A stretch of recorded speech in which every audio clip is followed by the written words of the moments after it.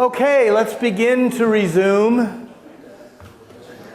We've got, I think most people are back, it looks like. Okay, so I'll steal a minute. This is a poem by a French woman who survived Auschwitz, a non-Jewish woman. She was in the resistance. What does she mean by this?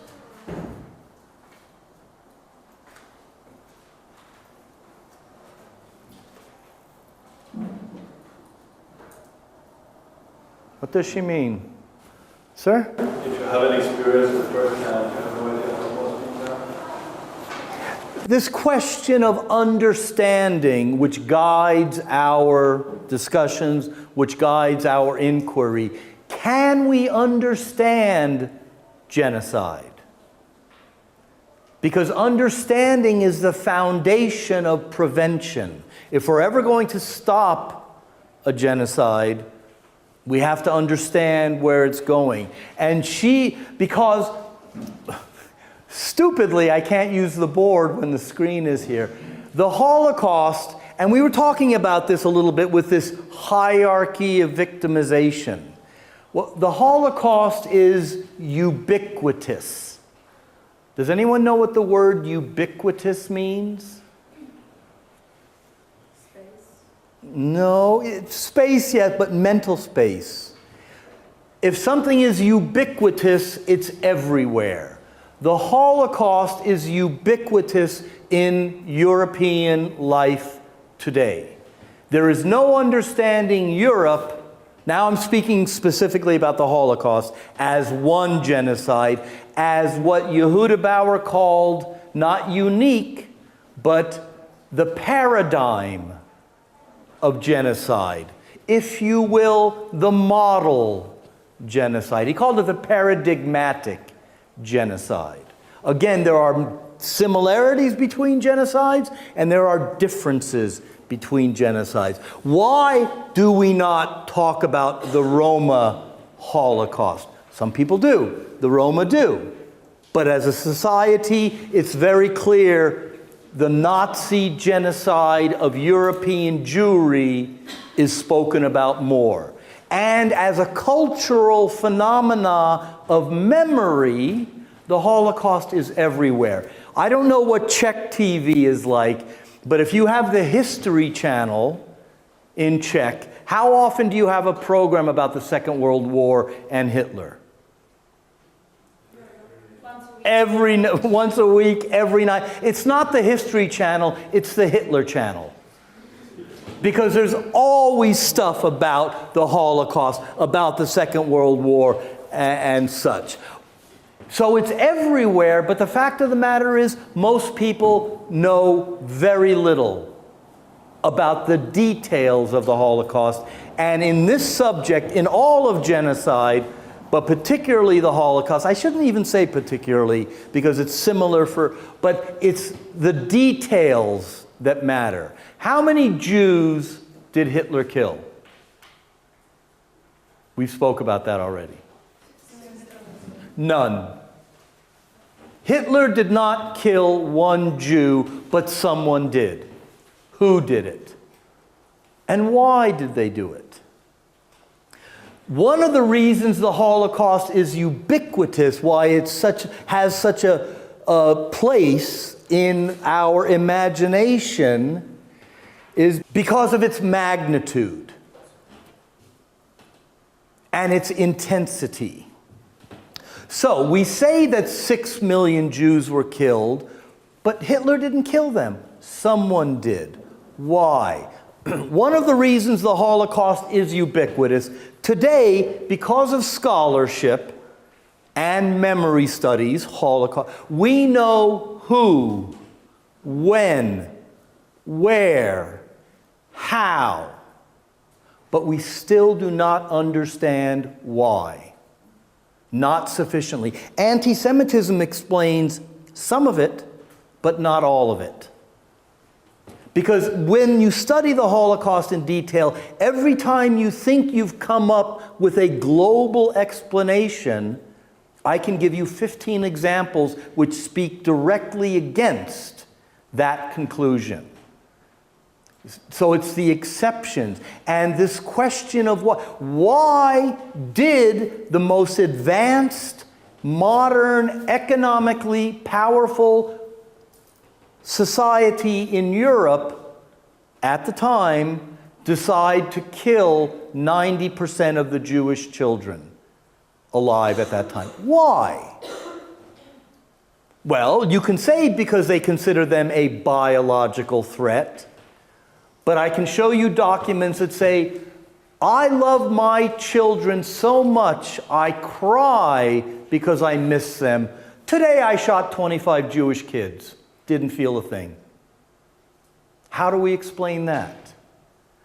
This is where psychology and genocide are so intimately linked.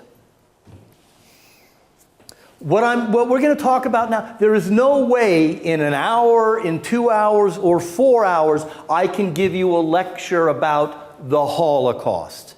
Everything that I know, everything that I say is in the books. That not only that we read, but that are available. The Holocaust, studies of the Holocaust produce something like 5,000 publications a year. Articles, books, essays, etc. And it's this production, this intellectual production continues as intensely as it has. There's no sign of it ending. There are so many aspects of the Holocaust, and there's no way I can talk about it in a coherent lecture. So what I would like to do in the next hour or so is suggest ways of thinking about the empirical events. Some framework ideas which will help you to understand, I hope. Okay? When did Hitler achieve power? 1933. What day? 30th of January, 1933. Hitler was given power. He did not take power in what was then the Weimar Republic, Weimar Germany. Why was he given power? What guides our wanting to know more is why. We want to know why it happened as it happened. Because it's very important to understand, on the 30th of January, 1933, Auschwitz is not being thought about. It's important to understand there is nothing inevitable about the Holocaust. Just because this crazy guy named Adolf got to be Chancellor of Germany does not make Auschwitz-Birkenau inevitable.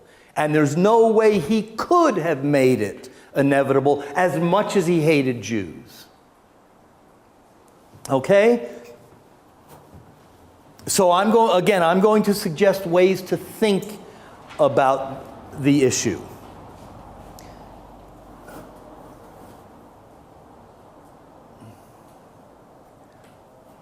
This is the conclusion of one historian. His name is Ian Kershaw, a British historian, who wrote 1,300 pages about Adolf Hitler. And he was interviewed after the book came out about 12 years ago now. And he said, so how did you feel when you finished the project? And he's quoted as saying, I was never so happy as when that bloke put a bullet through his own head. Because then the story is over, but it's not over. But he wrote the following: never in history has, again, why is the Holocaust ubiquitous? There are many reasons for this. But some of the reasons, never in history has such ruination, such destruction, physical and moral. And again, it's very important to understand genocide is not only a political event, it's a moral event. And again, you guys have made a moral choice by choosing to study it. Okay? Never has such ruination been associated with the name of one man. How many how many human beings is Mao Zedong responsible for killing? Somewhere between 20 and 60 million? Somewhere between, I've read somewhere 50 million. That Mao is responsible in one way for the death of 50 million Chinese citizens. Why then is it okay for a museum to have posters of Mao in their advertising, to take an example? And if you have, and I mean, for instance, in Stockholm some years ago, we had an exhibition, and there's posters of Mao everywhere for 2-3 weeks, whatever it was, right? What would happen if you put up posters of Hitler along the main boulevards? Mao's okay, Hitler's not. Why? Mao killed 50 million. Isn't it worse to kill 50 million than only 6 million? That the ruination had far deeper roots and far more profound causes than the aims and actions of this one man is abundantly evident to students of history. Hitler's name justifiably stands for all time as that of the chief instigator, the chief motivator of the most profound collapse of modern civilization. These are his arguments. You may or may not agree. But he's studied a lot, and he knows, I would argue, he knows what he's talking about. The extreme form of personal rule. You've all heard of the Führer. Well, one of the defining principles of Nazism is the Führerprinzip, the Führer principle. If he says it, it's right. What other worldwide institution has a Führerprinzip? Who is infallible on the face of the earth? Well, he thinks he is. The Pope. The Pope is infallible. But do we associate the Pope with murder? No, we don't. In Nazism, Hitler is infallible.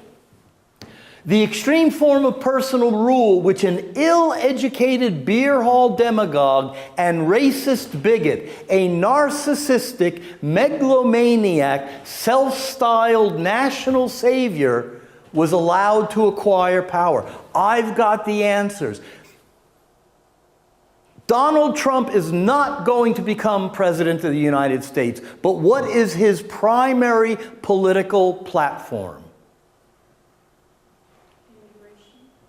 Well, that's part, yeah, it is. I will make America great again.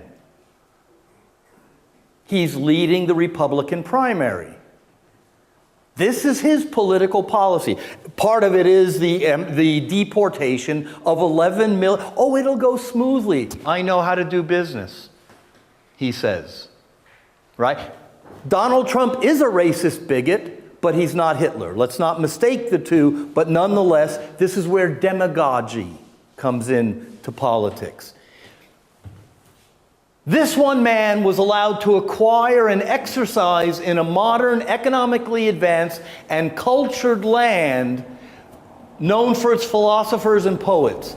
This extreme form of personal rule was absolutely decisive because the will of the Führer was to kill Jews. But does that explain 1.5 million dead Jewish children? We don't know. In July 1942, in Lithuania, there's a city named today Kaunas. At the time it was called Kovno, and there was a ghetto formed there. The Germans occupied it, they formed a ghetto in Kaunas, in Kovno. In July 1942, the local Gestapo commander issued an order which says, from this date, Jewish pregnancy is illegal. It is illegal for a Jewish woman to become pregnant. Any woman found pregnant after September will be shot. How many societies shoot pregnant women? The guy who wrote that order probably was a Nazi, but he didn't have a gun to his head when he decided. He woke up and he said, "What a great idea. The Fuhrer has said the Jews are a biological threat. Where does the next generation of biological threat, if they're Jewish, come from? Jewish children.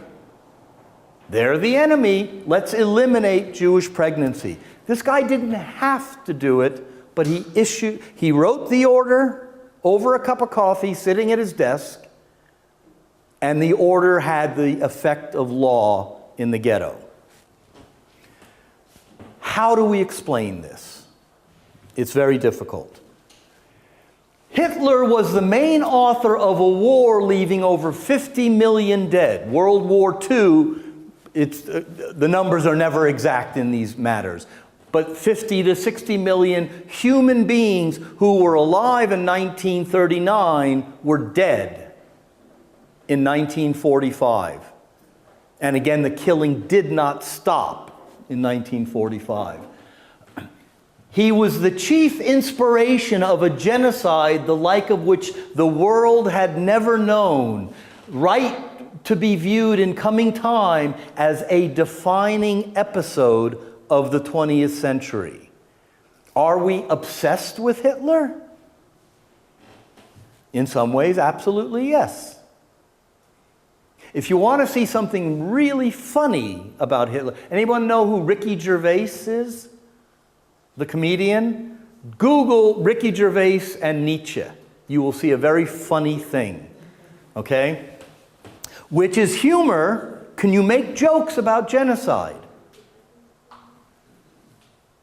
There's a show in Germany, which is a comedy about Hitler coming back today. We are obsessed with Hitler.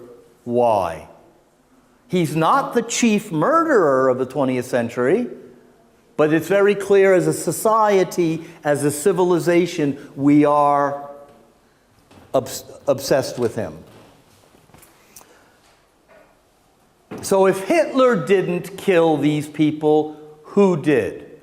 Many people did.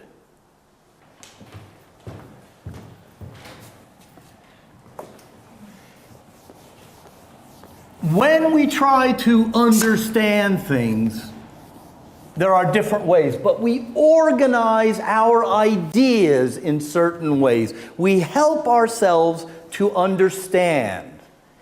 And in understanding, when we look at the Holocaust, what we see, and again, what I'm giving you are some frameworks of how these things happen. We see three basic groups of historical actors involved. They are perpetrators. And what's a perpetrator? And I'm sure you've got the words in very specific Czech as well, but what's a perpetrator? Someone who does things. Someone who murders someone is a perpetrator of murder. These are the guys, overwhelmingly again men, but not exclusively. There's a brilliant book by an English historian named Elizabeth Harvey. It's called Women in the Nazi East.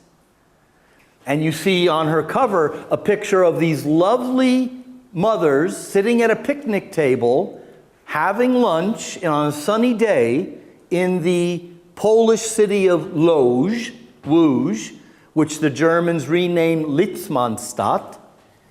They're having a wonderful picnic with their children, and 50 meters away is the ghetto on the other side of the fence. Unbelievable misery.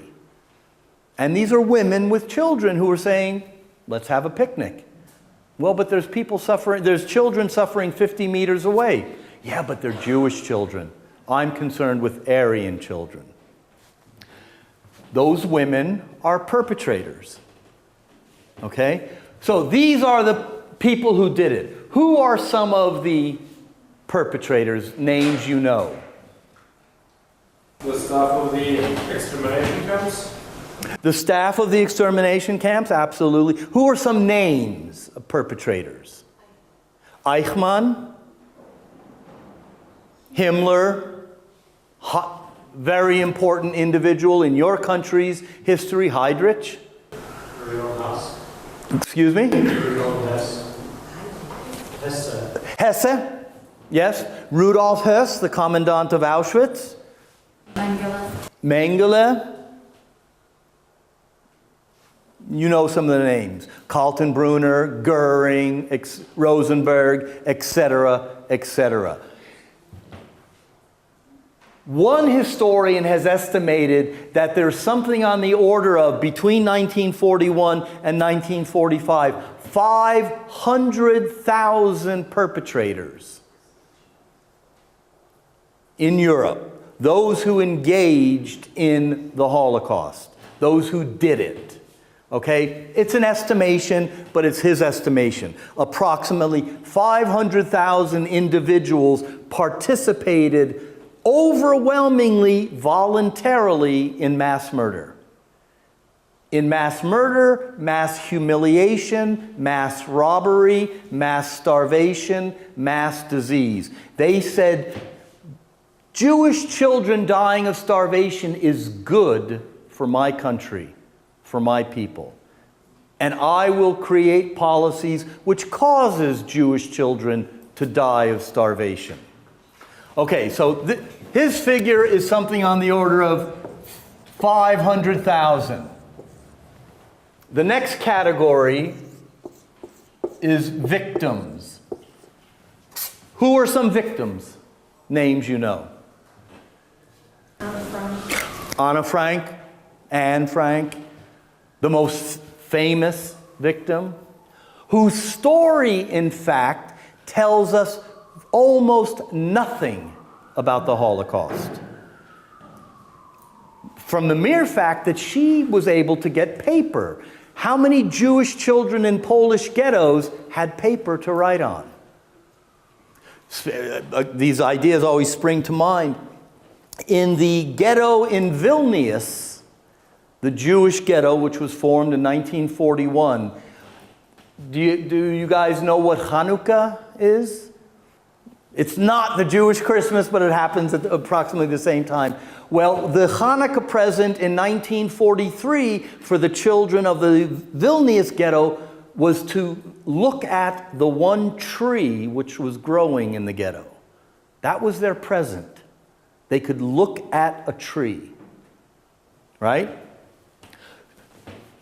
Anne Frank did not talk about things like that. She did not live in a ghetto. She suffered, and she ultimately was murdered through disease and starvation. Okay? And how many victims? We've mentioned this figure. The iconic figure is 6 million. It actually probably is less. European Jews who died. It's either between 5.1 and 5.4 million, but does it matter?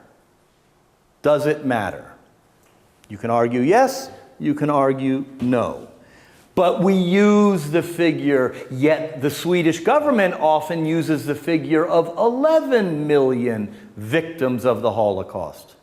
Why? Are homosexuals murdered in concentration camps victims of the Holocaust? No, but they're victims of Nazi ideology. Okay? And again, these definitions, as uncomfortable as they may make us discussing them, the definitions are important. Okay, so we use the figure of 6 million. Yes? Does the number of 6 million count also the victims who suffered or died after they were released from the camps? From the but they died of the causes because they were ill and like. It's a very good question. It's a very good question. For instance, 50% of German Jews survived. 50%, a high figure. How did they survive? They got out before the war began. Not everybody says they are survivors. So there's discussions about that.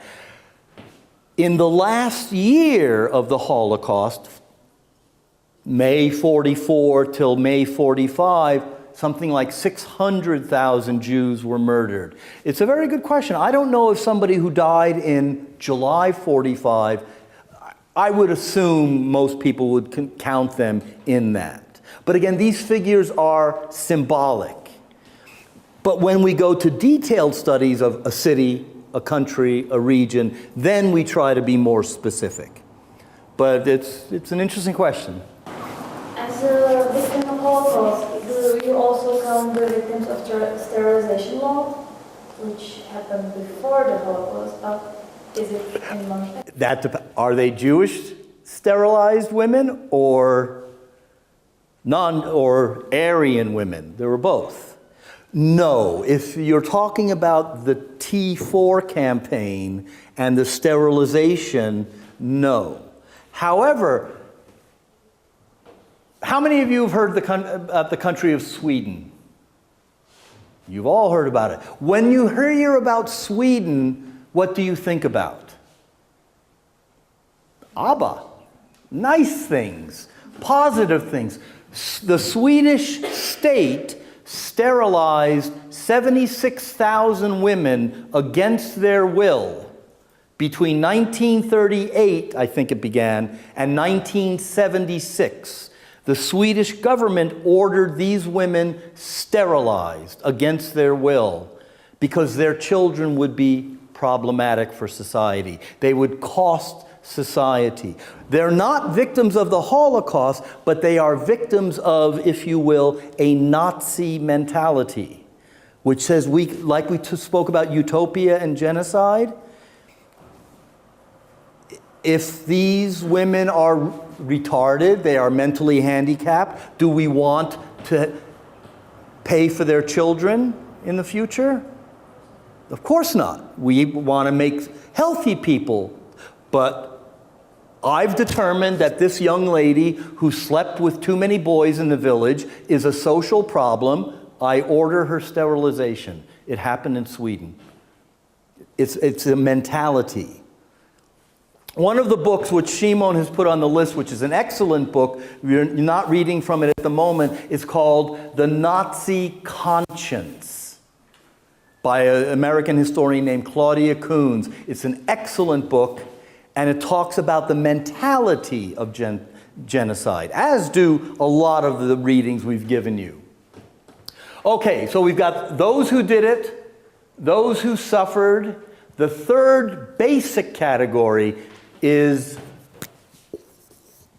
the bystander.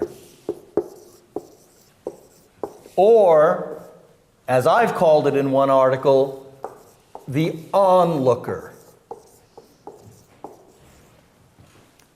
Those who saw it happen, those who knew it happened and did nothing. Okay, we've said that approximately 500,000, 6 million victims. Again, a matter of definition. How many bystanders are part of Holocaust history? 200 million? Every European alive in 1943 knew what was going on in one way or another. Could they have done something? Should they have done something? These are discussions we have. But the largest category of human beings in the story of the Holocaust are the bystanders. Could they have stopped the Holocaust? Once again, Nazism, Holocaust comes in. Does anyone know what one of the leading Republicans for the nomination said last week about the Holocaust? Ben Carson, the doctor, yes? If the Jews, he's defending Americans' right to slaughter each other.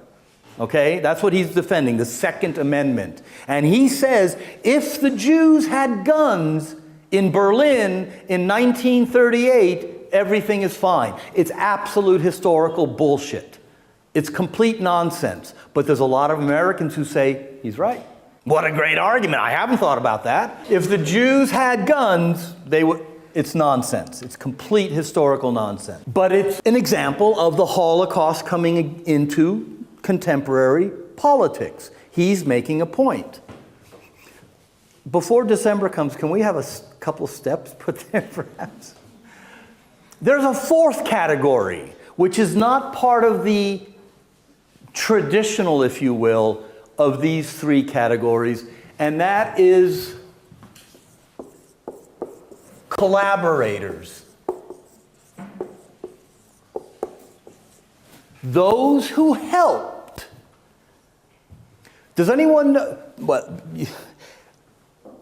which country is responsible during World War II for the largest number of Jewish deaths after Nazi Germany?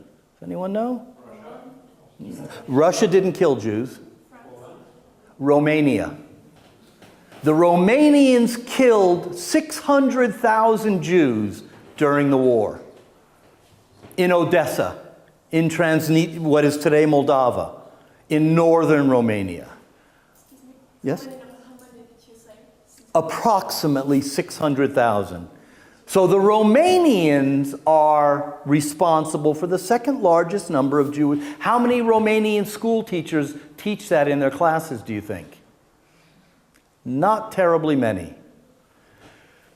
But the Romanians were both perpetrators and collaborators. Shimon and some of his colleagues have put together an exhibition which is a train exhibition. When we think about deportations, and not least from this city, to Terezin, to Theresienstadt, to Auschwitz and such, when we think about deportations, we think often, not always, about trains. You've all seen Schindler's List. Some of you perhaps have seen Shoah, the film by Claude Lanzmann. The iconic image is trains. How do trains get from Paris to southwest Poland? Someone has to drive them, and someone has to plan very carefully this train leaving Drancy outside of Paris to get across the continent. Is the man who planned the timetable, we spoke about train timetables today, is he a perpetrator, a collaborator, or a victim of Nazism? In most of the ghettos, all of which were in Eastern Europe, and a few in Central Europe, had Jewish policemen, okay? They had unarmed police forces. You need a police force in a group of human beings. You need some sort of organizational activities. Is a Jewish policeman who is absolutely responsible for putting 150 Jews on the train in Warsaw in July 1942, is he a perpetrator? Because why does he do it? Because he can give more bread to his children the next day if he does this. Is he a murderer because he wants to feed his children? Is he a collaborator? Or is he a victim? In Holocaust and genocide studies, we use these categories to organize our understanding. But the categories are not airtight. They go into each other. And as a result, we have a concept formulated by a very important survivor named Primo Levi.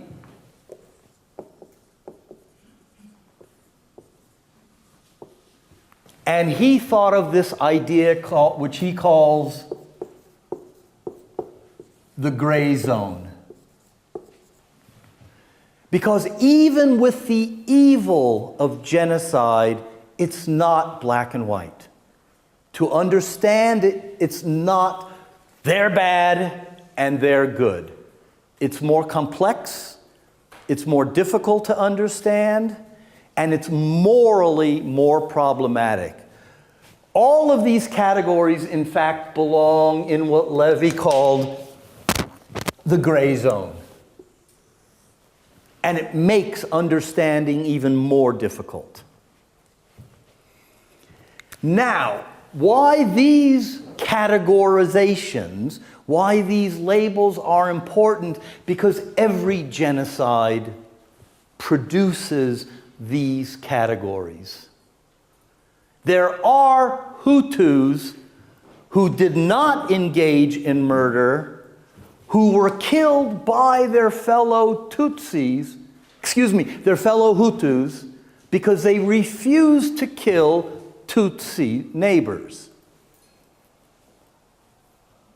They existed in a gray zone of morality and a gray zone of politics. So as much as we hope for these cut and dried, these defined categories, they don't exist. They're very difficult. Okay? And we make differentiations. Okay. And again, these categories are very useful for organizing your thinking when you begin reading about all the genocides, not just the Holocaust, but these discursive categories come out of Holocaust studies. Okay? But they're organizing principles. They are not firm and tight. So, another way of looking at these issues,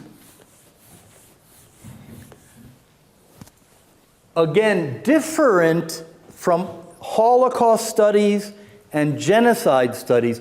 Holocaust studies is not theoretical.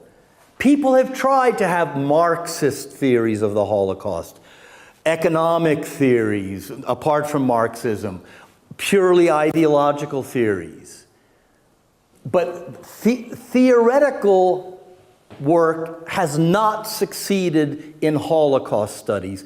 In genocide studies, as I mentioned, the theorizing of definitions is much more prevalent, but it's problematic.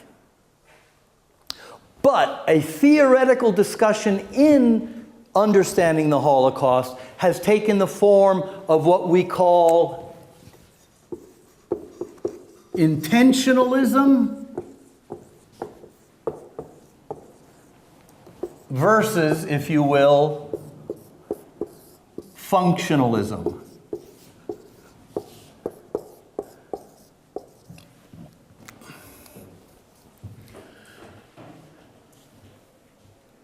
Hitler was an anti-Semite. Can we all agree on that? If you don't, you don't know the literature. According to a theory of intentionalism, it was Hitler's intent to create Auschwitz when he came to power. Read Mein Kampf. You see the blueprint for the Holocaust there.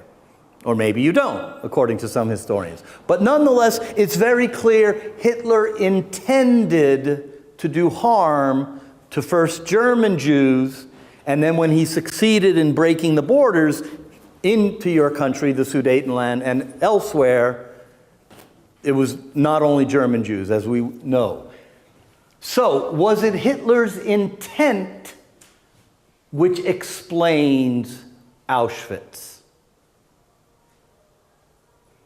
I hate the Jews, I'm in power, kill the Jews. But is that possible?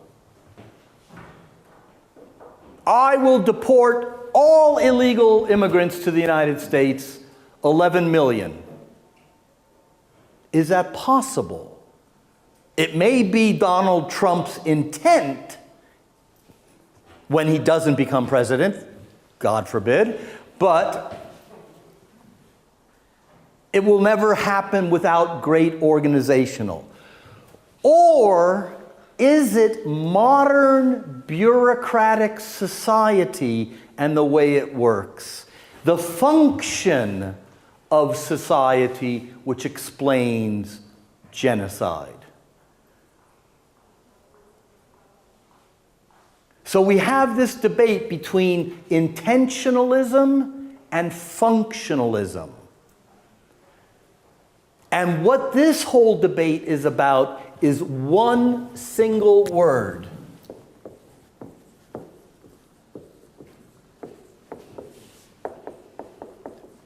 Responsibility. What or who is responsible for this crime? And again, this is part of our search for explanations, for understanding. And what are the moral implications? Hitler, I guess I was too loud. Will that go on for long? No, it stopped. Good. Is it Hitler's intent which explains things? Or is it the modern bureaucratic society? How do you get 76,000 Jews from Paris to Auschwitz? By wishing it? Or by the bureaucracy of a modern state which can organize the movement of people and build a factory of death, etc., etc. Sir? Can it be both at the same time? Because the functionalism was necessary for the process itself, but without the intent, it wouldn't happen in the first place. So can they be both at the same time? One of the great Holocaust historians is a man named Christopher Browning. He calls himself a moderate functionalist. Because you're quite correct. Neither explanation explains everything. But again, it's organizing principles. But you are exactly correct. They can and they are combined. And in Holocaust studies throughout the 60s and 70s, there was a much more polarized debate. That debate has come together because even if it's a modern bureaucratic state, a bureaucracy of death, it has to be motivated. Because most people will not shoot pregnant women without a motivation. And I've grown up in an ideology which says Jews are bad, so let's kill Jewish children. And I have the bureaucratic power to do that. So you're quite correct that it is in fact a combination, but these are organizing principles. Was it the intent of the Hutus? Or was it a function because the Belgians identified all Rwandans according to their ethnic groups, either Hutu or Tutsi, and their identification cards show, because when I look at Rwandans, I cannot tell the difference between a Hutu and a Tutsi. So how do you decide who to kill? Their identity cards, which comes from colonialism. So just like the other categories, we combine them, in fact, in reality. Okay?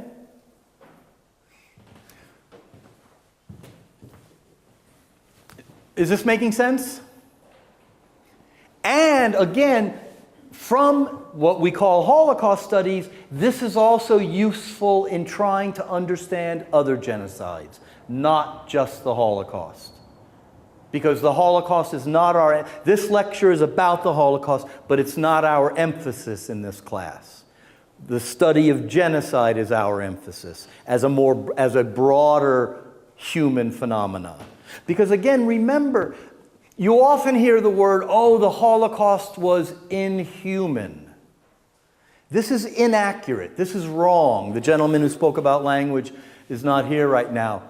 There is nothing inhuman about genocide. It's a very human activity.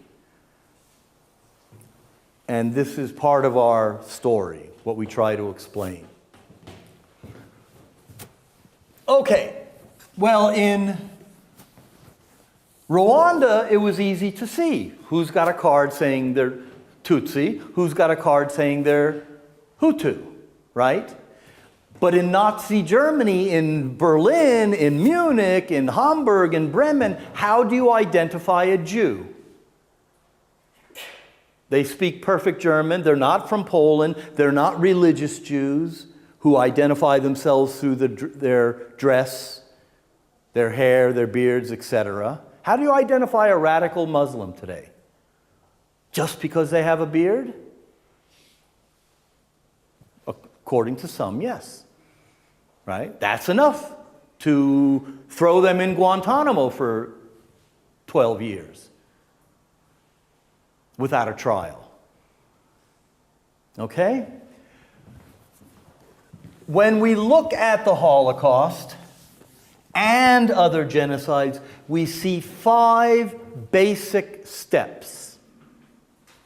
The first is identification.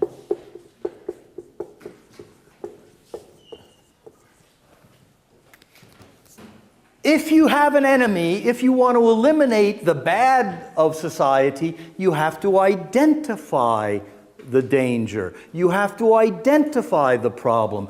In the Holocaust, the Jew is the problem. Jewish art, Jewish music, Jewish economy, Jewish literature, Jewish journalism, etc. But not every German Jew considers himself to be Jewish. But his grandparents were Jewish. So according to the Nazis, this made this individual Jewish and therefore liable to deportation, etc. So you have to identify the enemy before you, because you can't kill. I can kill everybody in red shirts, but I may not have the power to kill everybody, and if I kill everybody, who's going to fight for me? So you have to identify the enemy first. So the first step in any genocide is identification. The next step, less so in other genocides, but definitely in the Holocaust, is segregation or isolation. I've identified the enemy, and in fact, the decision was not made to kill the Jews for many years. But I damn well am going to isolate these people so they cannot poison my society. And how do you segregate people in a modern Western society? You take them, you make them visibly different. You can put them into an area, but there are no ghettos in Germany at all. Depriving of civil laws, we call them today civil rights, human rights. You make society reject them, and in the first instance, you isolate them economically. No Jewish doctor can practice with Aryan patients. You lose then 90% of your patient base, and you have no income. You have no job. You're kicked out. You're no longer a violinist in the orchestra because you're a Jew. You're no longer welcome to practice next Thursday when we practice again.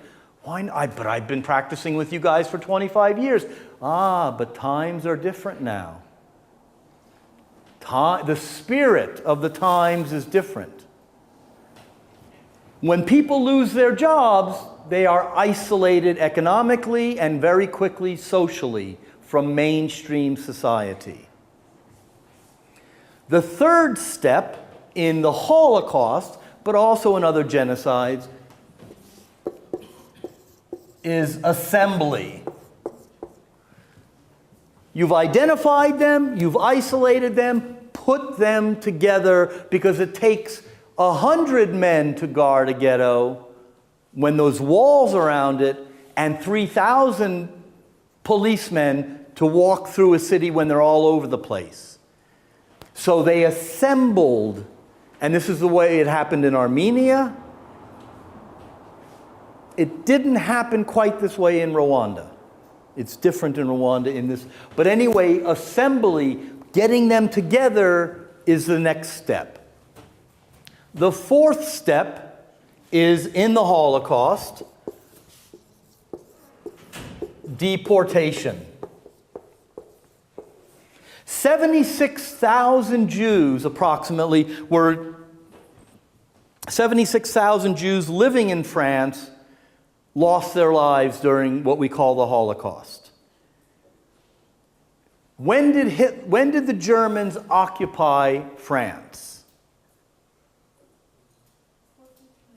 1940, June 1940. Why were not those 76,000 killed in France? No one's going to stop Hitler, the Germans. But people don't like dead people. Westerners don't like dead people slaughtered in the streets, or slaughtered in the streets to become dead people. So we keep everyone calm by removing those we've identified from the main areas. And we send them to where there is no civilization, Slavic countries. They're not real Europeans. They're not real people. They're only Slavs. We can kill whoever we want in the midst of them. And that's one of the reasons, not the only reason, why the death camps are built in Poland. Because the Germans didn't give a shit what the Poles thought and felt. But they do care what Berliners think. They do care what Parisians think and feel. And people get upset with dead bodies in the street. The fifth step is extermination.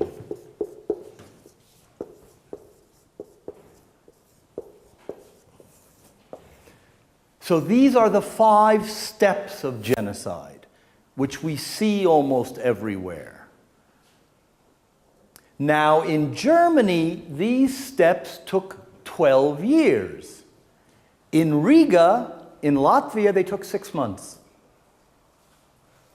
So it's different. And this is a very important point about understanding Holocaust history and Holocaust memory. When we think of the Holocaust, we think in these abstract global terms. But the fact of the matter is, the Holocaust took place differently in every European country. What happened in Holland is not what happened in Belgium. What happened in Norway is not what happened in Denmark. What happened in Hungary is not what happened in Bulgaria, and so on. And as a result of the history of the Holocaust being different in each country, the memory of the Holocaust is different in each country, making the bloody thing even more difficult to understand. That's why you have books about Holocaust memory in Poland, which is very different from Holocaust memory in France, to take one example.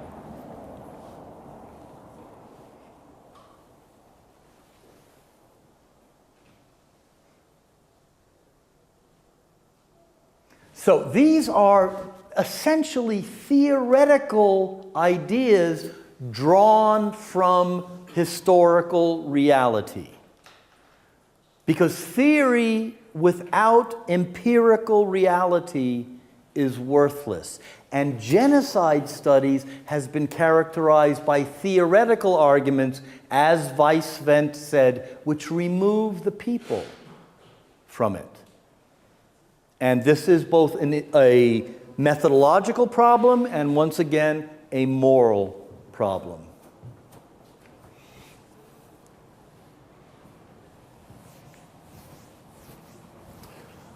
So,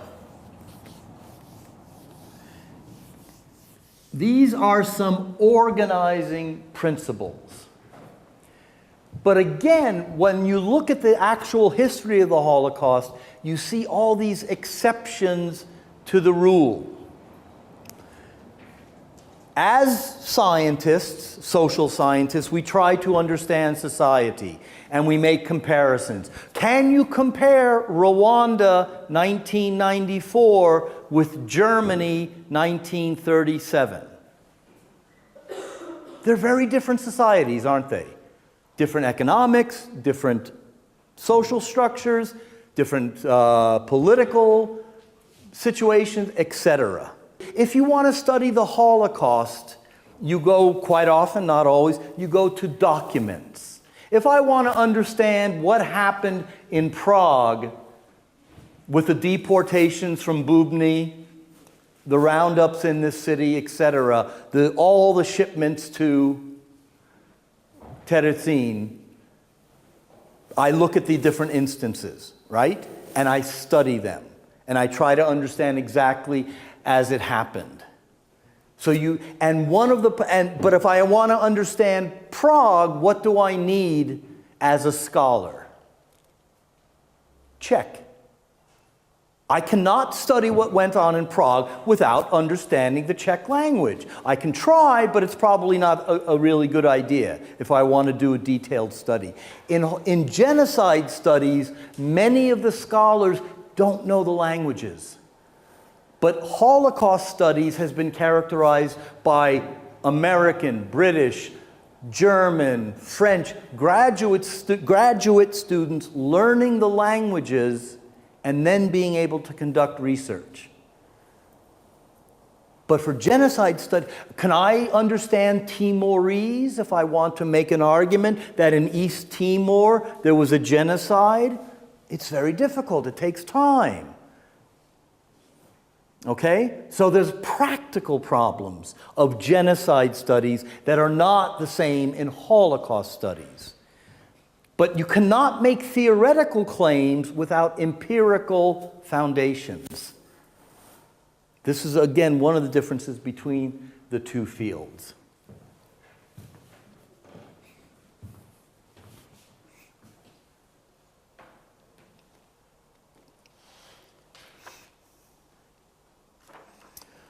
Okay, we spoke a lot about definition. Now, I've asked you, how do you define the Holocaust? When does the Rwandan genocide take place? Anyone know? April 1994. In 2 months, 800,000 Rwandans were murdered. And not by gas, and not by bullets. They were murdered by human muscle, overwhelmingly. They were chopped to death, overwhelmingly in Rwanda. In the Holocaust, it happens on a more technological basis. Bullets, buildings, gas, and it takes much longer. We talked about bystanders. I won't mention that particular thing. But if we're ever going to prevent genocide, we have to understand it. And we understand it by these comparisons we make, which I've tried to draw out some of the things. So when does the Holocaust start? I told you there are less definitional problems with defining the Holocaust, but there are still some. When did the Holocaust start? 1933. Why do you say 1933? Because it was when he had the power. That's when Hitler comes to power. But when does the killing of the Holocaust begin? 1941, with the invasion of the Soviet Union, the wide-scale killing. Jews were killed in Germany before this. But there are people who say, no, the Holocaust is 33 to 45. But there are others who say the Holocaust is, in fact, 41 to 45.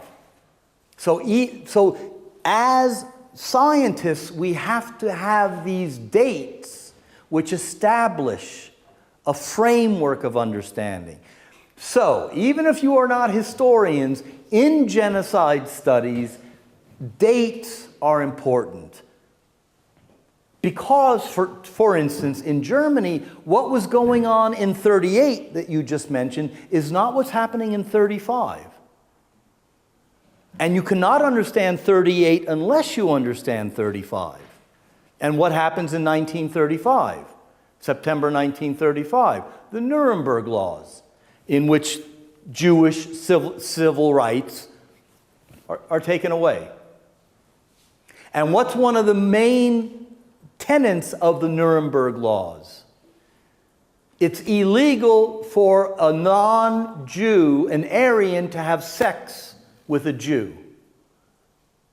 One of the Nuremberg laws is Jews in Germany cannot employ maids under the age of 45.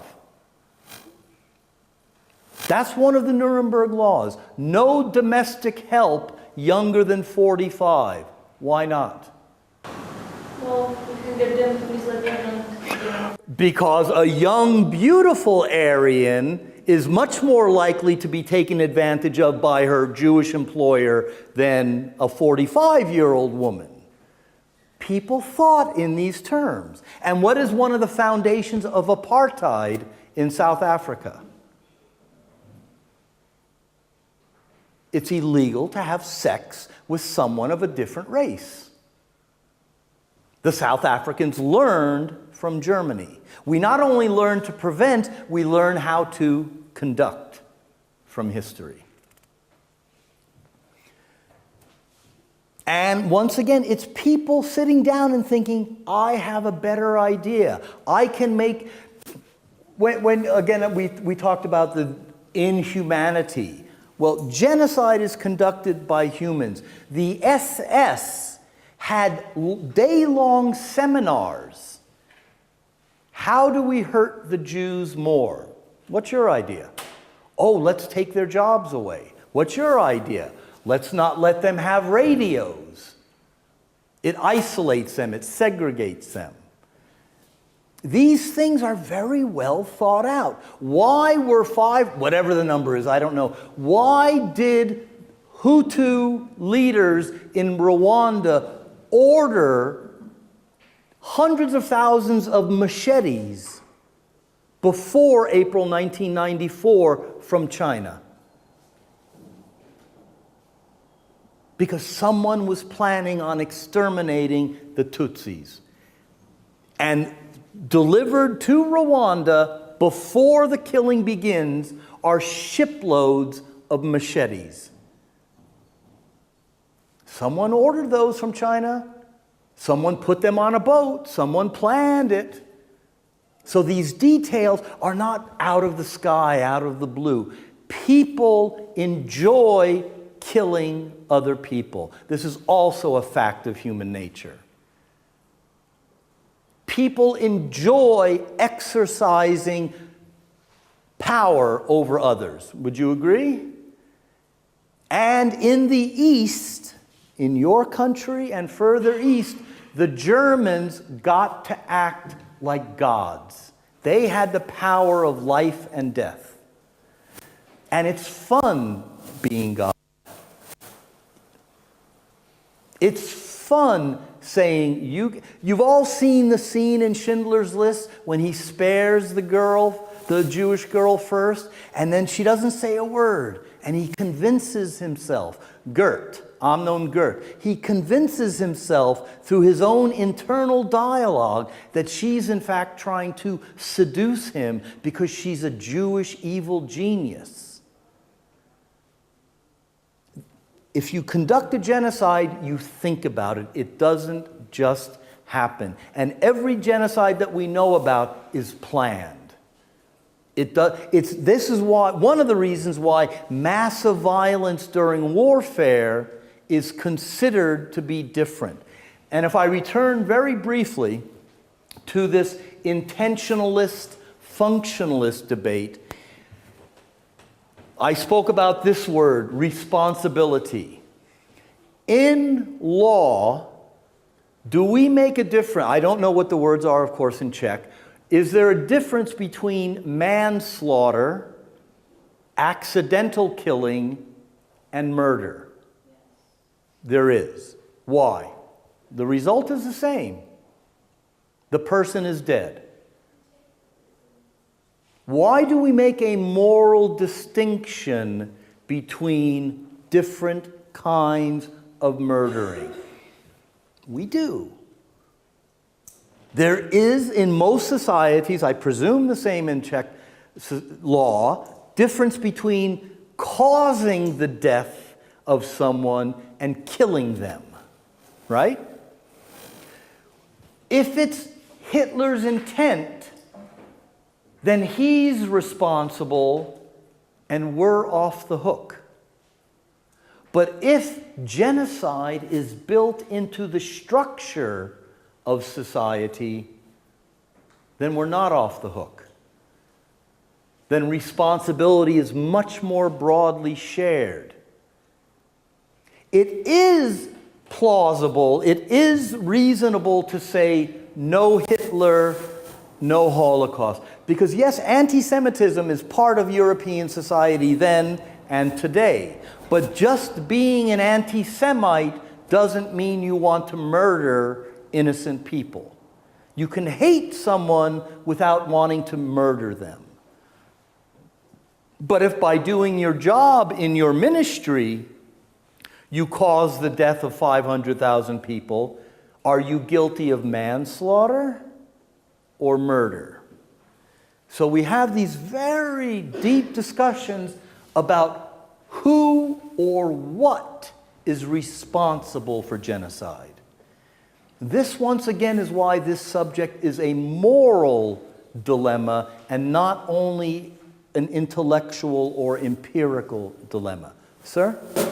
If we go by the five basic steps of genocide, then could we also say that the Holocaust basically started from the moment that people identified Jews as the enemy to be exterminated, which means well before the year 1933? Anyone ever heard of a gentleman named Richard Wagner? Who was Wagner? A great European musician and a rabid anti-Semite. Anti-Semitism existed long before Hitler. It's very important to realize that Nazism does not come out of a vacuum. Nazism is intellectually part of European society. So no, it's not just starting then. Because if we attribute the Holocaust to anti-Semitism, when does anti-Semitism start? Can you even give a date? Well, you can in a sort of way, because what do Christians say about Jews? They blame Jews for the death of Jesus Christ. They killed our Savior. They don't accept our Savior. So it's impossible to say when the Holocaust started if you give great weight to anti-Semitism. But if you say Auschwitz is built by modern technology, the Holocaust is not possible before. So, it's very difficult to say when it starts exactly, but you cannot explain the Holocaust without anti-Semitism. The dilemma is anti-Semitism does not explain all of the Holocaust. It just doesn't.